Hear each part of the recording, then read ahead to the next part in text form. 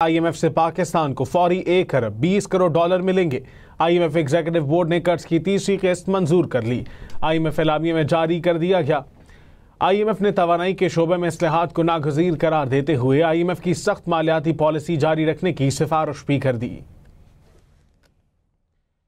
IMF executive board نے قرض کی تیسری قسط منظور کر لی ہے۔ اس حوالے سے اعلامیہ بھی جاری کر دیا گیا ہے۔ IMF سے پاکستان کو فوری 1 ارب 20 کروڑ ڈالر ملیں گے۔ IMF ایگزیکٹو بورڈ نے قرض کی تیسری قسط منظور کر لی۔ IMF اعلامیہ بھی جاری کر دیا گیا ہے۔ IMF نے توانائی کے شعبے میں اصلاحات کو ناگزیر قرار دیتے ہوئے IMF کی سخت مالیاتی پالیسی جاری رکھنے کی سفارش کر دی۔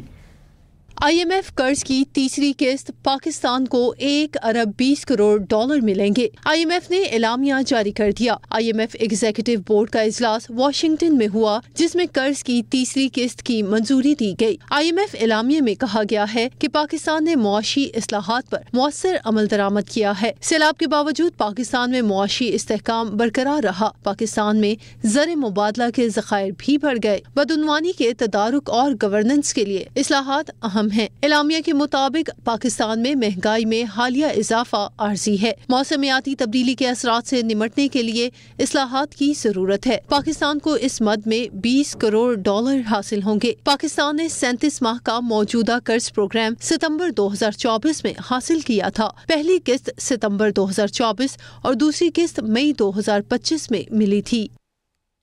ملکی معیشت زب و حالی سے استحکام اور استحکام سے ترقی کی طرف گامزن۔ 1 سال کے دوران 66% شہریوں کے کام بغیر رشوت ہوئے۔ ٹرانسپیرنسی انٹرنیشنل پاکستان نے کرپشن سے متعلق تاثر رپورٹ جاری کر دی۔ رپورٹ کے مطابق 60% پاکستانیوں کا ماننا ہے کہ حکومت نے IMF معاہدے اور فیٹ آف گرے لسٹ سے نکل کر معیشت کو مستحکم کیا۔ ملکی معیشت استحکام اور ترقی کی طرف گامزن ہے۔ پولیس کے بارے میں عوامی رائے میں 6% مثبت رجحان ہے۔ شفافیت میں اضافہ اور کرپشن میں کمی۔ ٹرانسپیرنسی انٹرنیشنل پاکستان نے نیشنل کرپشن پرسیپشن سروے جاری کر دیا۔ سروے کے مطابق 1 سال کے دوران 66% شہریوں کو اپنے کام کے لیے رشوت نہیں دینا پڑی۔ نیشنل کرپشن پرسیپشن سروے میں کہا گیا ہے کہ ہر 3 میں سے 2 شہری سرکاری خدمات میں بغیر رشوت کے گزارا کرتے رہے۔ 60% شہریوں کا یہ ماننا ہے کہ حکومت نے IMF معاہدے اور FATF گرے لسٹ سے نکلنے کے ذریعے معیشت کو مستحکم کیا۔ NCPS 2025 میں 78% شہری احتسابی اداروں کے احتساب کے حق میں ہیں۔ عوام طاقتور اداروں کو بھی قانون کے دائرے میں مضبوط دیکھنا چاہتے ہیں۔ پولیس سے متعلق عوامی رائے میں 6% مثبت رجحان دیکھنے میں آیا۔ 42% شہری مضبوط وسل بلوور قانون کی صورت میں بدعنوانی رپورٹ کرنے کے لیے تیار ہیں۔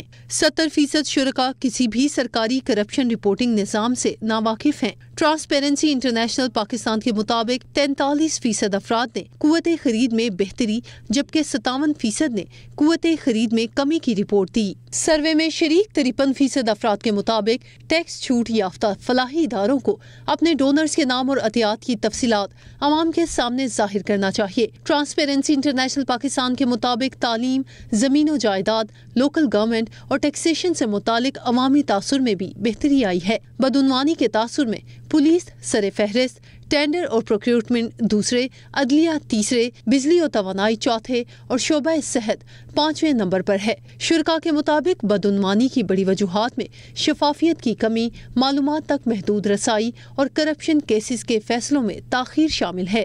عوام کے مطابق کرپشن کے خاتمے کے اہم اقدامات میں احتساب مضبوط بنانا، ثوابدیدی اختیارات محدود کرنا، حق معلومات کے قوانین کو مضبوط کرنا اور عوامی خدمات کو ڈیجیٹل بنانا شامل ہیں۔ 83% شرکاء سیاسی جماعتوں کے بزنس فنڈنگ پر مکمل پابندی یا سخت ضابطہ کاری چاہتے ہیں۔ ملک بھر سے 4000 افراد نے سروے میں حصہ لیا۔